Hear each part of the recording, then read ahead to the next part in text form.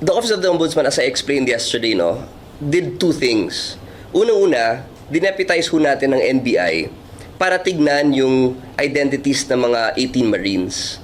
Why? Kasi gusto natin makita yung credibility ng bawat isa.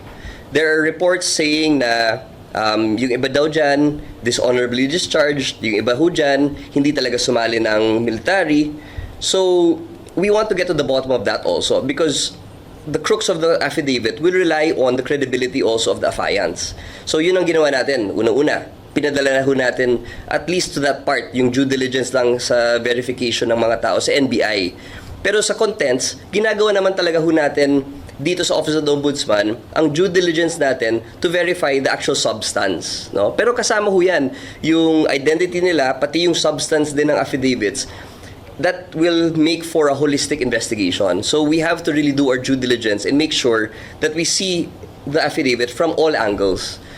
So I think I have to emphasize na kahit bine-verify po natin ang identities ng mga 18 Marines, that we are actually already undergoing investigation dun sa actual substance ng affidavit. No? Kasi baka sinasabi ng iba na kailangan muna natin gawin yung phase 1 para dumating sa phase 2. Hindi po totoo yun. We are already doing our investigations as to the substance while verifying the identities of these 18 Marines. No? So, ang gusto talaga natin dito ay makuha yung katotohanan. And it's part of that. Knowing who the affiants are is part of knowing whether or not what they're saying is true or false. Diba? Sir, may consequence